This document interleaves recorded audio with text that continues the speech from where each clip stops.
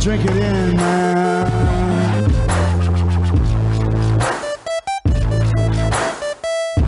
Touchdown, Detroit Lions! Cornbread! Cornbread! Cornbread! Drink it in, man.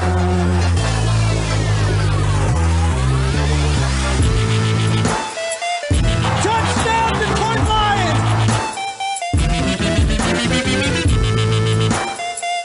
Touchdown, Detroit Lions!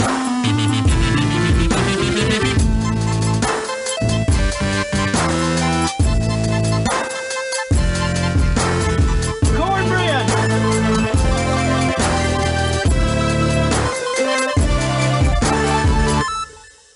Detroit Koolaid drinkers. What's going on, everybody? It's your host, Eric Oakley, right here on the Detroit Koolaid Cast. Let me fill up that glass for you so you can do this. Drink it in, man. Side of cornbread. Cornbread! Make it a double. Cornbread! I am going to fly solo here on this show. I know we've been having Chops on quite a bit, which is always fun to have him on here. Logan Lamorandier from Sports Illustrated. Me and Joey at Joey Sports Guy, our schedules haven't been matching up very well recently, so haven't been able to have him on. But life's been crazy busy for everybody, and I literally had to just turn on this mic. I'm gonna knock out this show because I'm running like crazy too. But I got a fun one for you today. We're gonna get into rumor innuendo. Lions made a trade. We're gonna dive into the series that you guys love so much. Dollars make sense. SENSE. You know what it is. Money, money, money, money, money.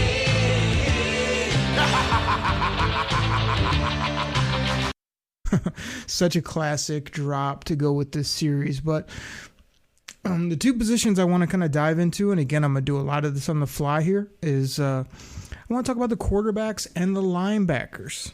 Quarterbacks of the offense, quarterbacks of the defense. We got some rookies, some young cats to talk about at the linebacker position. We got Chops' favorite guy, Jared Goff, talk about H2O, Hendon Hooker to get into, my boy. And we'll just dive into kind of some of the details of their contracts, broad strokes, things to look for, why these players make sense based on their dollars and how they fit on the football team. So we'll get into all that, have a little fun, do some shout outs from the Kool-Aid Hotline as well, and all the other goodness that we get into here on the Kool-Aid Cast. So let's not mess around. Let's get right into this. And let's just start with this. I mean, this is going around.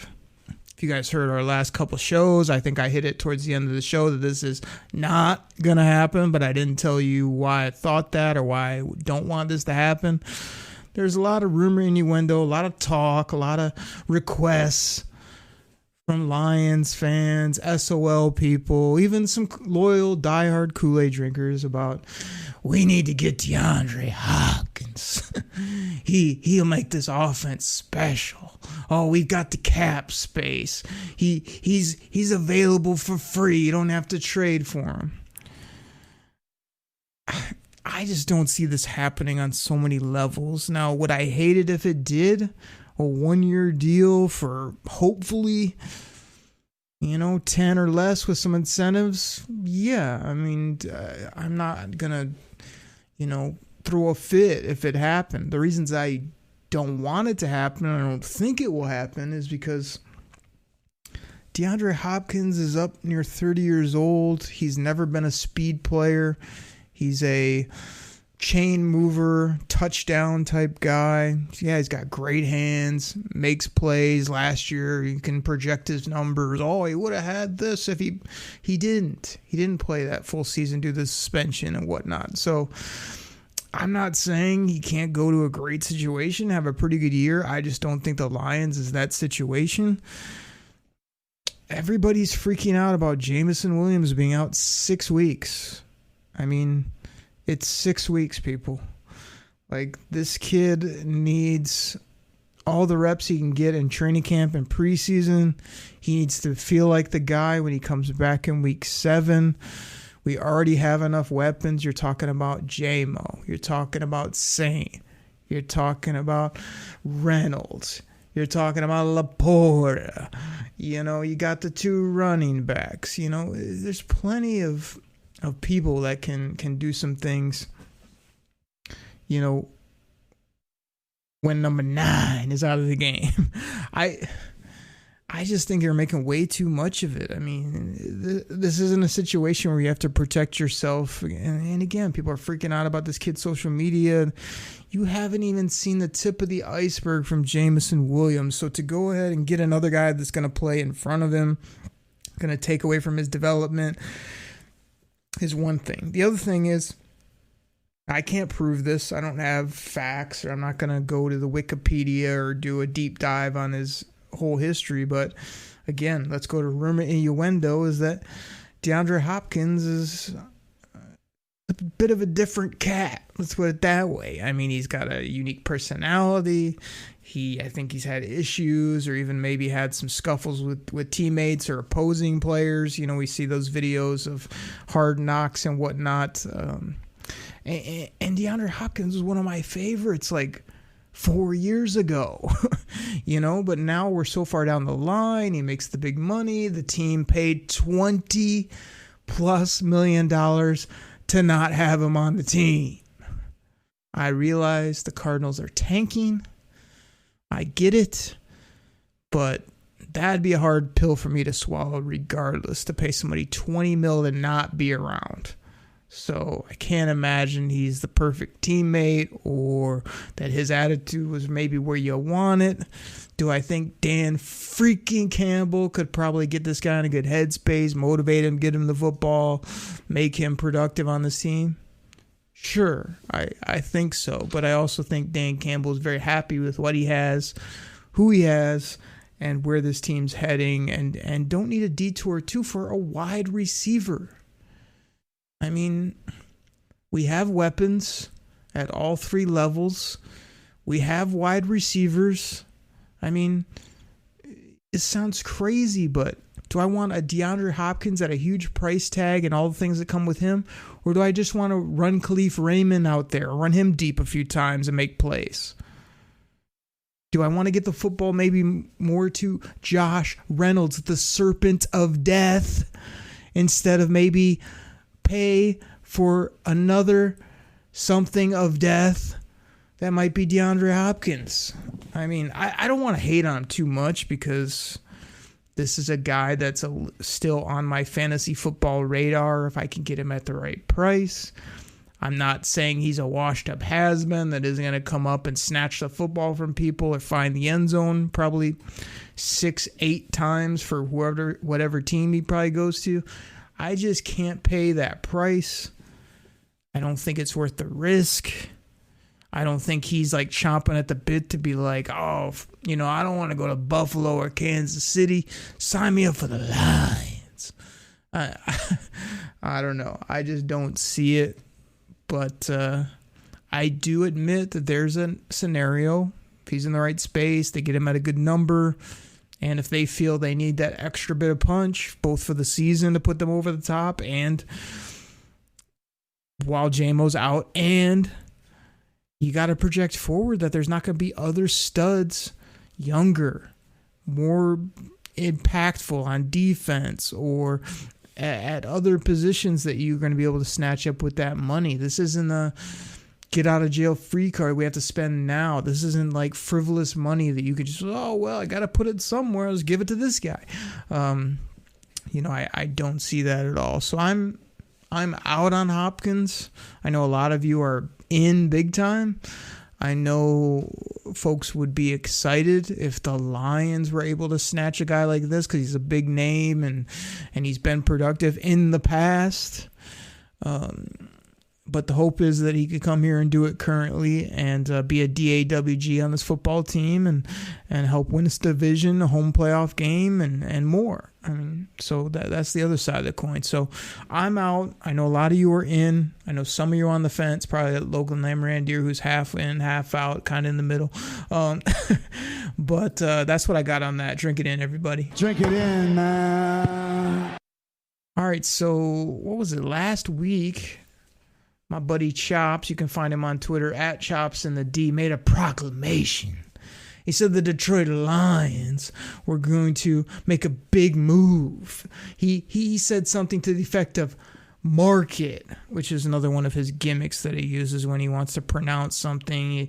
He also, you might as well use the hashtag because, I mean, gosh, they did make a big move. I mean, hashtag what Choppy said. The Lions went out and made a trade. Oh, yeah, but it was a trade for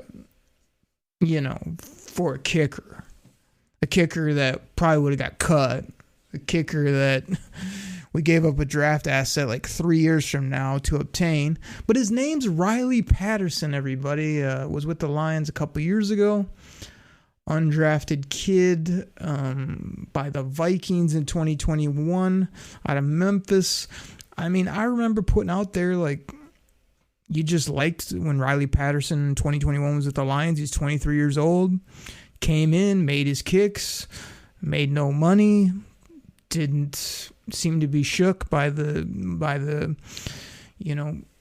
I just didn't feel he was very erratic, very consistent, good guy, seemed to fit well on the team. I was surprised they let him go because at that point we were just sort of reaching for kickers, right? Excuse me. And then they seemed to, take Badgley over Patterson. So here we are 2 years later, and the Lions looked at the landscape of kickers, and they were like, we got to have Riley Patterson.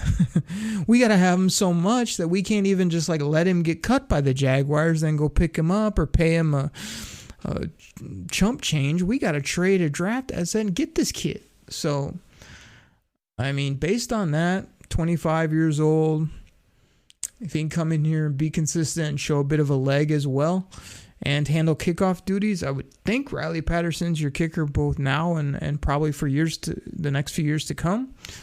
I don't think he's an all-world boom it from 55 plus, just absolute star at the position. Plus, it's a kicker, so I don't really care regardless. But I can see the fact, too, of Brad Holmes and company seem to have a really good pulse on the league. So if they thought that Riley Patterson getting cut was going to go somewhere else and they just had to have him, I don't really have an issue of giving him a 2026 7th round pick, I believe is what it was, conditional even. So you really gave up next to nothing. And I'd love it if this guy comes in as just a consistent kicker that can also kick it deep, handle kickoffs, let Jack Fox do his thing punting. But I don't know, did I mention this yet? It's a kicker. So, Chops, you were off base. They have made a big move. This was a minor move. Hopefully they still got something in their back pocket that isn't DeAndre Hopkins, that isn't a kicker or a long snapper or some other position. But, Riley Patterson's back on the team via trade. So, other than that, I mean, there's not a ton of other news. I mean, the Lions did have OTAs last week.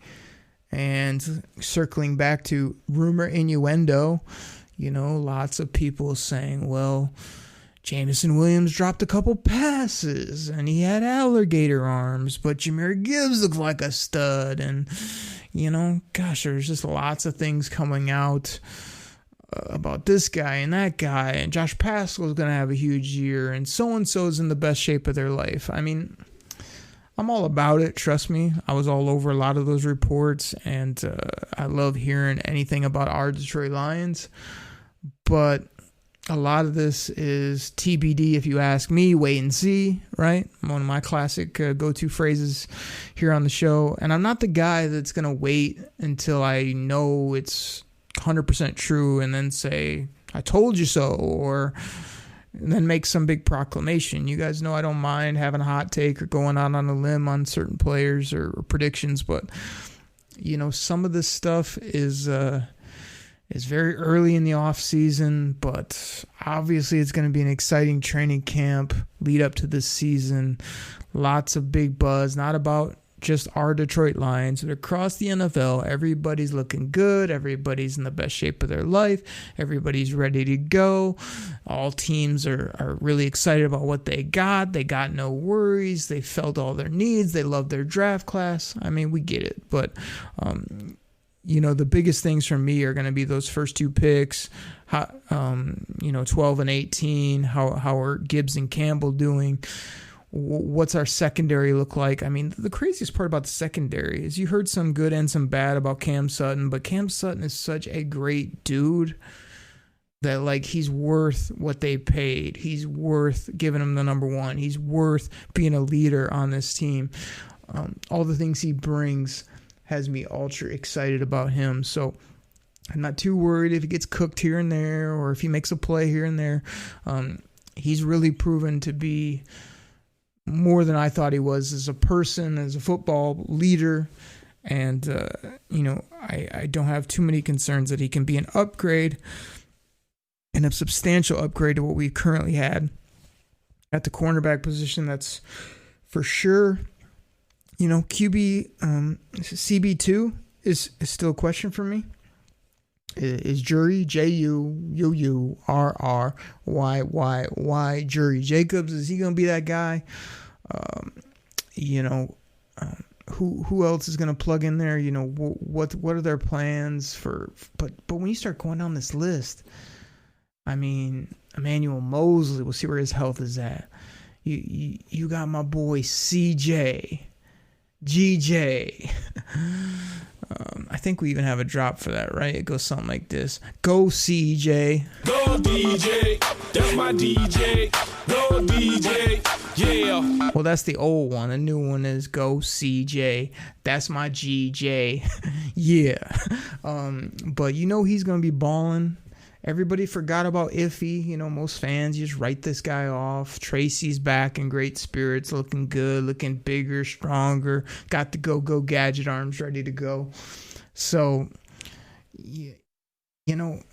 Kirby has so much swag. This was a guy, I'm not going to front. When they took him, I was kind of like, I knew there's a lot of rumor, innuendo. There's that phrase again about the Lions loving Kirby Joseph leading up to that draft. I saw him more as a great ball hawking player, but what if he doesn't get those turnovers in the NFL? I mean, his tackling can be suspect, or he didn't have a big old laundry list of production. It was like a year or two there where he was really balling in college, so I didn't know if it was going to translate. But this guy has so much swag. He's so fun. He's going to be an absolute legend here in Detroit if he keeps up his production and stays healthy. And those are just a few names, so I absolutely love the depth, the ballers, the personalities, the leadership.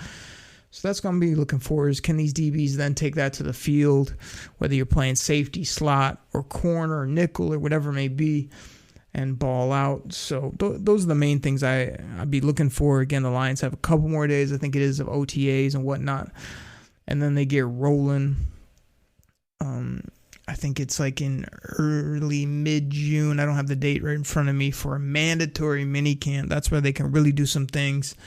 And I'm hoping to see and hear good stuff about JMO, about Gibbs, about Laporta, about the O-line, about those edge rushers. Hutch is looking bigger. Pascal.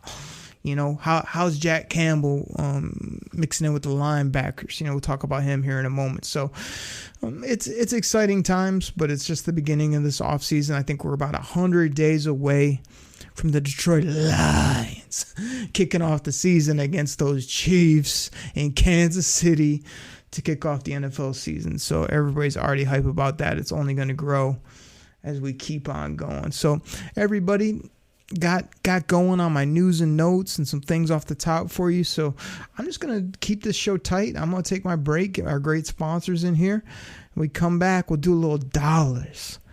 Make sense, talking quarterbacks, talking linebackers right after the break. Everybody, I'll be right back.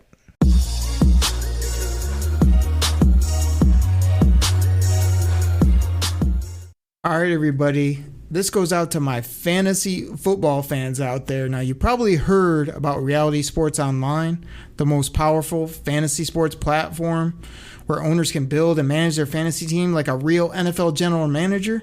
But the question is, have you tried it? I mean, we're talking free agency, multi-year contracts, rookie drafts, multi-team trades. You can put franchise tags on guys. It's as close as you're going to get to being an NFL GM. But do you think it sounds complicated? It's not. I'm here to tell you it's the best thing about Reality Sports Online is it's just more fun than your normal fantasy league, but it doesn't take barely any more time. After all this, are you still not sure? I mean, come on now. You can test your general manager skills by going over to Reality Sports Online, call it RSO.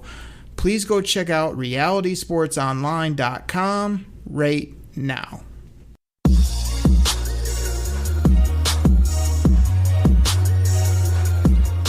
All right, Kool-Aid drinkers.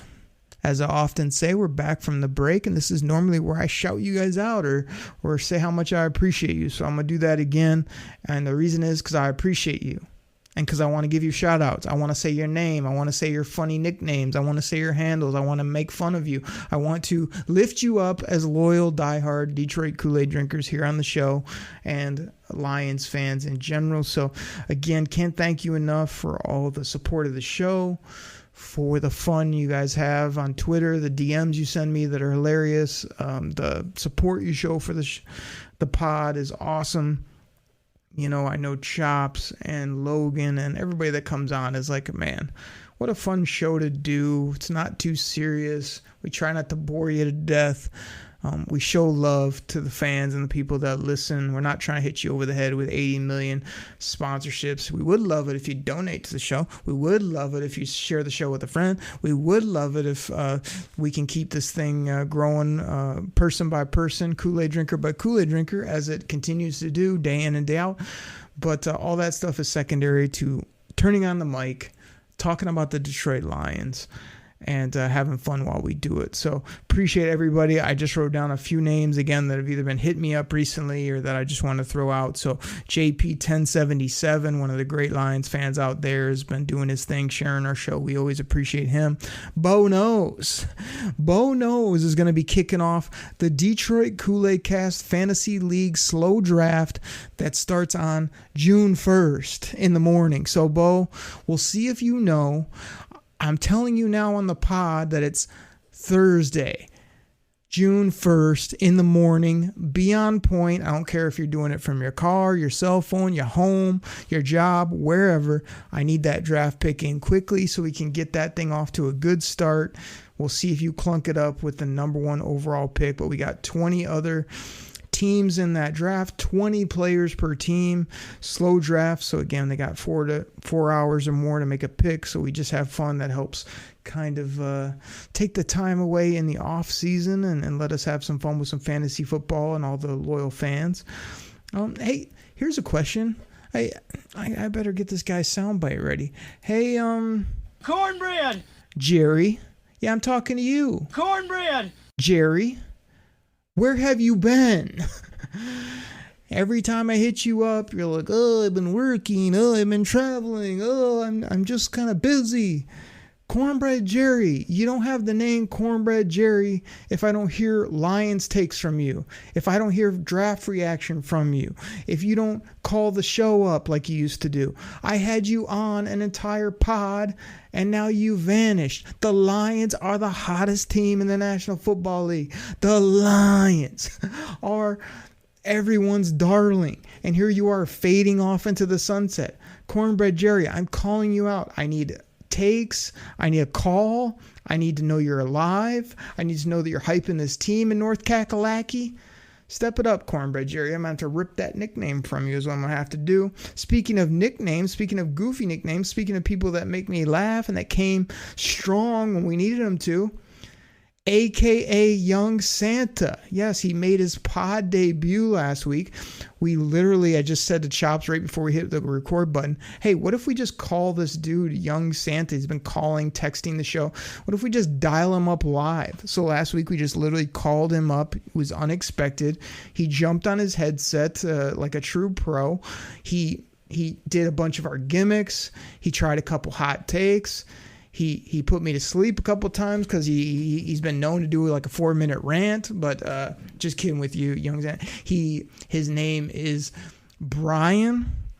He gets the Young Santa nickname. I guess he looks like Kris Kringle. I don't know if he wears a Honolulu blue suit from the North Pole. I questioned him. He said that Mrs. Claus had some Kool-Aid and cornbread while he was doing his live segment last week. So if you missed that, you got to go check that out. That was something else. Shout out Steve from Cali, man. He's always a good dude checking in on the regular. We appreciate him. The Tuna is in a couple of my big time fantasy leagues now. He thinks he can hang with the big dogs, so we'll see if that's the case.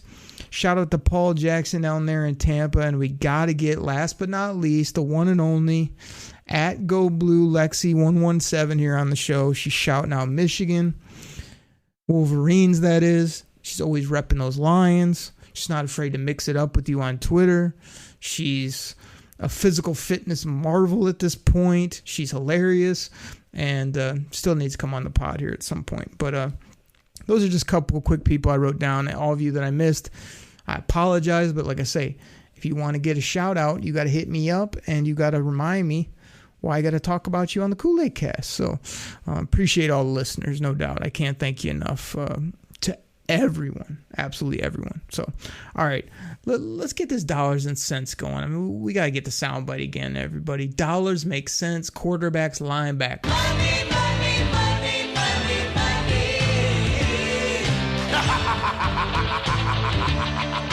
Appreciate the $1 million man getting us off to a hot start. Now, let's talk about quarterbacks. Let me pull this up real quick, because when you're talking quarterbacks, you know the price tag is always going to be ridiculous for that starter unless you draft one. Unless you draft one in the 3rd round. So when we're looking at JG16, Jared Goff, Chops' favorite human being on the planet, likes this guy more than Jared Goff's likes his beautiful fiance.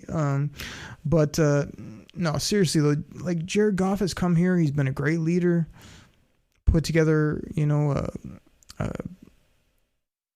an okay, like not so great season to start, but he didn't have any good talent. Really showed up last year. Seems to really be loving it here. And when you look at his dollars to see if they make sense, that's really my big problem with Jared Goff, to be honest, is this contract and the fact that he doesn't throw very nice spirals. He doesn't have that cannon. He sometimes can't get the ball deep, to my boy, #JMO Fast. But I also have issues with these dollars, trying to figure out if they make sense. Now, the fact that QBs now are like 40, 45 mil, 50 mil, 55 mil per, to me is crazy. I mean, people take it as like it's just this given that every year we got to bump these guys up $5 million per, $8 million, got to guarantee their whole contract. We got to do. I don't see that like in other sports or across the league. It's just the quarterbacks. We're just getting out of hand this money. And I do always say it is the most important position in all of sports. So I get that. But Jared Goff, I mean, his base is like 21 mil. He's got a roster bonus, I think it is, of 5. He's got some other bonus of 5 if you were to let him loose, which they're obviously not going to do. That would cost you, gosh, so this is how it breaks down in 2023. Base salary 21 mil, roster bonus 5, restructure gives him an extra 5. His cap hits $31 million, which, like I said, when you look at other guys that are 50, 55, 58, I mean, you love seeing that 31 cap hit type number. If you were to move on from him, you know, you're going to get a $15 million hit, which they're obviously not going to do. Yearly cash comes in around this 26-ish, million dollars. Now, the Lions did pass on this potential out when they decided to keep him, which I'm not saying was a bad decision, but they had a potential out in 2023. That's now pretty much passed them by. People keep saying a couple more years. I mean, they got this year, and then next year, Jared Goff's number doesn't go up much. I mean, 21-ish, 22, same $5 million roster, $5 million due to a restructure. Cap hit doesn't go up much, $32 million bucks.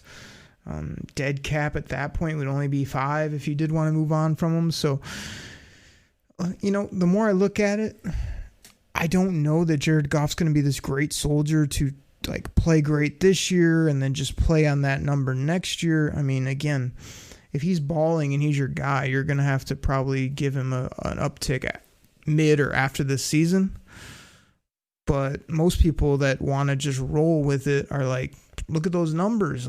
Yeah, we'll just do that for 2 more years and then we'll figure out 2025 either with H2O, Hendon Hooker, or some other option, right? Well, that's just not reality. So I like the numbers now for Jared Goff. He just, a guy that makes 31, 35-ish on average, needs to play like a top 12 to 15 quarterback every single week. Needs to give you a chance to win. But when you put those numbers up against the top 5 guys, yeah, he looks cheap. When you put them up against the top 10 guys, not so cheap. But when he's playing great, nobody cares that he makes $32 million per year at the quarterback position. So I obviously have some, issues with it. He's the highest paid player on the team, which, again, any team that's constructed properly, that's kind of where you want to be. But it's a big number in general. And when I get to Hendon Hooker's numbers, it blow your mind, what his contract is at. So trying to get here, let me get to Sudfeld and see where he's at. So Nate Sudfeld is supposedly the backup, but I feel he's just kind of there because he's a decent young vet at this point. He's got the size, can do some things. Lions, he's 30 years old. Base salary of $1.1 million, signing bonus of $400,000, cap hit of about 1.6 this year. So absolutely no money. If he's a good clipboard holder, good in the locker room, I'm good with Nate Sudfeld. If he's not and they want to move on from him, that's obviously easy too at that type of number. One guy I don't want to write off is Adrian Martinez. Most people hate on this guy, but he was a high, prospect coming out of high school. He was pretty, had some moments at Nebraska, and then he seemed to get better going to K-State. I understand he turns the football over a ton, which is not what you want. But, just looking at his numbers as an undrafted guy, I mean, makes no money. I'd almost rather go with Goff, Martinez, and wait till Hooker's ready and then slot him in that number 2 role. But let's get back to Hendon Hooker. Almost should have been the SEC Player of the Year. Could have been the Heisman Trophy winner. He's got a great nickname that I've dubbed him on the show. We get it. He's a little older. He's more mature, though. He's a hell of a football player and a student of the game. 2023, yes, he'll be 25 years old. Listen to these numbers. Base salary, $750,000. A signing bonus because he was picked in the 3rd round of only $289,000. A cap hit of just a tick over $1 million. And that goes through this 4-year deal that he's locked into. I mean, in the 4th year of his deal in 2026, when he's only 28 years old and is probably balling for the Lions, instead of a 40, 50, who knows, it'll probably be like 60, 65 million by that point for a quarterback. He makes 1.5 million. He has very little bonuses. His cap hit's not even 2 at that point. Do you understand what kind of ability that gives us to sign players, bring in players? And I think Hendon Hooker is going to be really fun to watch in a Lions uniform. I don't care if it's, next year, the year after that, the year after that. I don't care. I think he's going to be great when he's ready, which I don't know when that's going to be. So I'm not going to dive into Martinez's numbers. I kind of gave him to you. He's an undrafted kid, so nothing really guaranteed. Barely makes $750,000, but he can run, throw it a little bit. Decent athlete. Got the size and whatnot, so I don't mind Adrian Martinez. But I said I was going to keep the show tight, so let's get to these linebackers, because this is where the intrigue comes in. Let's start with the middle, the inside linebackers. And, we kind of gave Jack Campbell's numbers last week, so I'm not going to go over all those again. But this is the one I want to go over the most. Alex Anzalone. Most every Lions fan sort of had seen what they needed to see. We all admit he played decent last year, but we were ready to move on. The Lions said, They gave him a 3-year contract for decent dough. 3 years, $18 million for Alex Anzalone. Now, Alex Anzalone is a good athlete. He's captain of our defense basically right now. He wears the green dot. He makes all the calls. He's a good dude. Players seem to sort of gravitate to him. He was taken in the 3rd round. Came out of the University of Florida. Like I said, good athlete. Makes mistakes at times and misses tackles and whatnot. But you got to like the baseline, the floor of what this guy does. This year, 2023, $1.2 million. Signing bonus of 1.2. Roster bonus, 100,000. Cap hit of 2.5. Yearly cash, about $6 million. And that's about where he's at next year as well. If you wanted to get out next year, you can do that at $6 million. So it's kind of a 2-year deal at 12. That 3rd year, you can figure out what you want to do. He also has a kind of a void year, some money pushed out to 2026 as well. And I'm cool with him this year, next year, whatever it may be. I didn't love that deal just based on the 3 years, 18 that you see, but when you break it down, definitely not as bad, and I think he can play some good football both this year and probably next year for this team as well. So, Anzalone, don't make me look bad. Come here and ball out. Now, the Lions have a lot of people just listed as linebackers or outside linebackers that are more edge players, so let's go rapid fire here. I'll go rapid fire on Jack Campbell real quick because that's the one that everyone's, going to be most intrigued by, right? He's going to be 23 years old heading into this season. Base of $750K. Signing bonus of $2 million. Cap hit of 2.6. A yearly cash amount of 8. So kind of escalated based on where he was drafted. That goes way down to a yearly cash of 1.4 next year. The dead caps are what they are, but you're not going to cut this player. His cap hits basically are 2.6, 3.3, 4.0, 4.6, 4.7 for this player for the 4 years. He'll be 26 before he's able to either be the 5th-year option or be, move on, which I think this will be a player that'll be re-signed. And I just want to see him on the field. I want to see him at the NFL level. I watch some more tape here when I'm hitting the treadmill, and I'm excited, but I got questions. I'm not going to lie. If he can really diagnose, read and react, run, hit, do all the things that people tell you, love the guy. Don't get me wrong. I think he's going to be in the playbook. He's going to be the play caller of that defense. Got no doubts about him on and off the field. Let's see here. Who else we got? I know I'm kind of going on about some of this. So those are the first 2 guys. A lot of you guys, probably want to hear about Rodrigo. That's the live version. Here's the drop. Rodrigo. Here's the live version. Rodrigo. Everybody's favorite linebacker, right? This guy makes no money either. Taken in the 5th round. Probably like the middle of that 5th round for the Lions. Great dude. A guy that I think will just looking on Spotrick right here, and might want to fix their photo for Malcolm Rodriguez. They got the wrong dude. I think that's Pimpleton's photo they got up there. But 6th round, OK State, pick 188. Excuse me. And Rodrigo's numbers are crazy. I'll just give you the cap hits again. 750,000. That was last year. This year, 916. 2024, he finally gets a million on the cap hit, and it only goes up to 1.1-ish by 2025. So absolute bargain for this football player, as most late round picks are. That's why they're so valuable. Got a couple undrafted guys and whatnot. The other main names I want to focus on are Derek Barnes.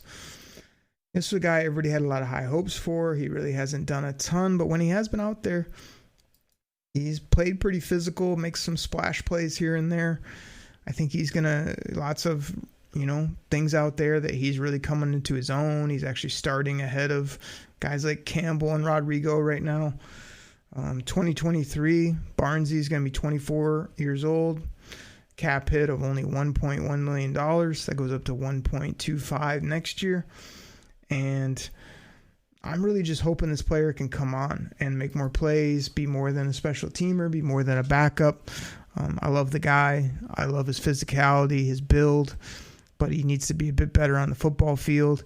Everybody's favorite linebacker / edge rusher, James Houston. I'll hit on him real quick because this guy was taken in the 6th, but then he was cut and then he was re-signed. So when you look at his number, he's only signed for this year at a cap hit of $970K, but they do have the exclusive rights on him heading into 2024 where he'll be 26 years old. So it's kind of a year to year unless James Houston balls out again and has a bunch of sacks, and then you'll bring him back at a really nice new multi-year deal, I would assume. So those are kind of the main backers that are going to be guys to worry about. When you look at the Lions on Spotrac especially, they list guys like, Romeo Okwara. To me, he's more of an edge player. We'll get to him at another point. Julian Okwara, I've heard, been more of just an edge player this year, so I don't view him as much as an outside linebacker, more of an edge rush specialty player. Jalen Reeves-Maben did come back to this team. Let's see what he came back at, what his number was, because he's a fan favorite as well. He's a few years older. He came back on a 1-year deal, 1.7. So it's crazy that Jalen Reeves-Maben, because he's a vet and because you had to sign him in free agency, makes more than Jack Campbell probably will across the majority of his contract, right, on a yearly basis. You got Anthony Pittman in there as well at about $940,000. Trevor Nowaski, I believe, out of Saginaw Valley State University, at $750 as an undrafted kid. And those are your main linebackers. So I think the Lions have really neglected this position for years, especially this regime. I thought, man, they don't value it. Then they go spend the 18th pick on a guy like Jack Campbell. He's really going to have to play well, but because they use draft resources on Barnes, Houston, and a guy like Jack Campbell, Rodrigo, those are all just ridiculously good contracts, low contracts that hopefully they got guys now that can hunt, tackle, and make plays, because we've seen a lot of missed tackles, a lot of dragging behind guys, a lot of missed assignments type of thing. And that's got to change, because your linebackers do need to be kind of that second level of the defense, run, tackle, and are also leaders. They got to be very smart where everyone goes, directing traffic, getting through the trash of the offensive and defensive lines, making plays. So, I have higher hopes, but we got to see these guys out on the grass and see what they do. But overall, I think at the quarterback position and at the linebacker position for the Detroit Lions, the dollars make sense. Everybody, I went a little bit longer in this back half. I shouted out a lot of you Kool-Aid drinkers. I'm going to get up out of here, but moving forward next week, we got at Chops and the D. Go give him a follow on Twitter. He'll be back in his regularly scheduled time slot of the month when he shows up. He's been trying to make more time for the pod, but every week this guy's traveling to some other city, country, wherever. Business-wise, family, vacays every other week. I mean, he's all over the map, but I always appreciate him making time for the pod. I know you guys have fun when he yells into the mic, when he says these ridiculous nicknames that he makes up, when he says gimmick phrases, when we play sound bites, when we argue with each other. Just a very fun vibe on the show, and good addition to the Koolaid Cast. Always love having him on. So we will do that.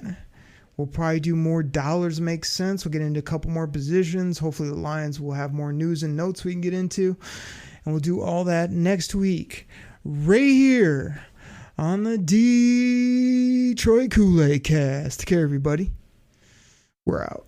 I don't want your boola support when it comes to Jared Goff. You don't get to join the Goff train. You're off, bro. You're off. I don't hate him. I don't. Houston, we have a problem. Rodrigo. Drink it in, man. Cornbread. We're going to bite a kneecap off. We're going to smile at you. We're going to take your other kneecap. We're going to smile at you. And when we do, we're going to take another hunk out of you. We're going to be the last one standing. All right? That's going to be the mentality. Pack the bags. Start the plane. This game is over. It is over. What a comeback by the Lions. Drink it in.